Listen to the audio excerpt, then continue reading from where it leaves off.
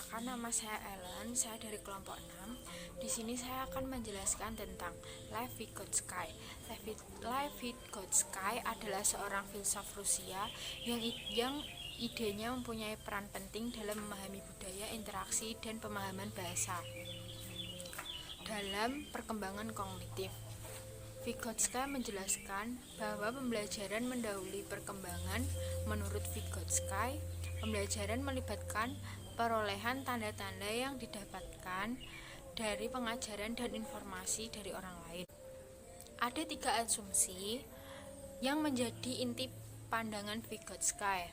Yang pertama, yaitu keahlian kognitif anak dapat memahami apabila dianalisa dan diinterpretasikan secara development dengan memeriksa asal-usulnya dan transformasi dari bentuk awal ke bentuk selanjutnya. Yang kedua, kemampuan kognisi dimediasi dengan kata bahasa yang berfungsi sebagai alat psikologis untuk membantu dan mentransformasikan aktivitas mental. Jadi, bahasa adalah alat penting karena membantu anak pada masa kanak-kanak awal atau early childhood untuk merancang aktivitas dan memecahkan masalah. Yang ketiga, kemampuan kognitif berasal dari relasi sosial dan dipengaruhi latar belakang sosiokultural. Misalnya, seperti kultur dalam pembelajaran berhitung dengan menggunakan komputer dan kultur lain pembelajaran berhitung menggunakan batu atau jari. Konsep-konsep teori Vygotsky dalam menjelaskan perkembangan kognitif yaitu ada 5. Yang pertama, zone of proximal development. Yang kedua, scaffolding. Yang ketiga, bahasa dan pemikiran.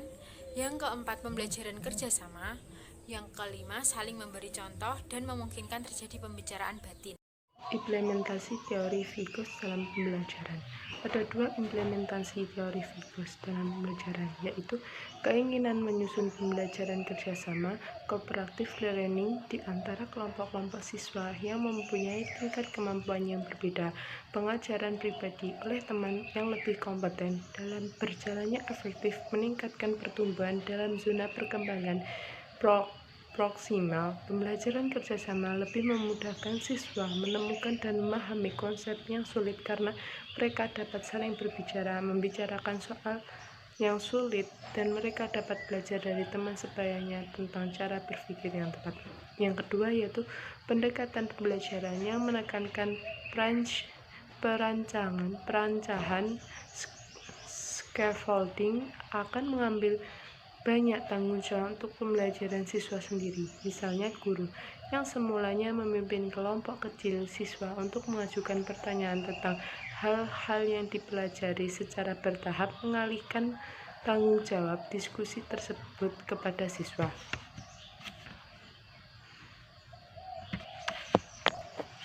Implementasi pada PAUD. Implementasi pada PAUD, kegiatan pembelajaran berdasarkan teori Vygotsky antara lain menyusun balok, membangun imajinasi tentang bentuk bangunan dan ruang, menyampaikan cerita untuk mengembangkan aspek bahasa dan kreativitas, permainan dramatik, menampilkan tingkat mental tinggi ZPD, penulisan jurnal untuk melakukan komunikasi dengan orang lain secara tertulis. Erikson memiliki nama asli Erik Hamburger Erikson yang dilahirkan di Jerman pada tanggal 15 Juni 1902. Ayahnya seorang bangsawan dari Denmark yang tidak dikenal namanya dan tidak mengakui bahwa Erikson adalah anak kandungnya saat berada dalam kandungan ibunya. Ibunya bernama Carla Abraham Sen yang berkebangsaan Yahudi. Saat Erikson berusia 3 tahun, ibunya menikah lagi dengan seorang dokter yang bernama Theodore Hamburger. Kemudian mereka pindah ke daerah Karlsruhe, Jerman Selatan. Nama Erikson dipakai pada tahun 1939 sebagai ganti Erik Hamburger. Teori perkembangan psikososial. Erikson dalam membentuk teorinya secara baik sangat berkaitan erat dengan kehidupan pribadinya. dalam hal ini mengenai pertumbuhan egonya. Erikson berpendapat bahwa pandangan-pandangannya sesuai dengan ajaran dasar psikoanalisis yang diletakkan oleh Freud. Jadi, dapat dikatakan bahwa Erikson adalah seorang post-Freudian yang neo-Freudian. Akan tetapi, teori Erikson lebih tertuju pada masyarakat akan kebudayaan.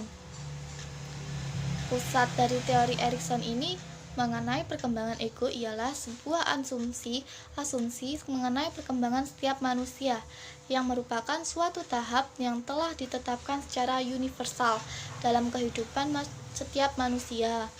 Proses yang terjadi dalam setiap tahap yang telah disusun sangat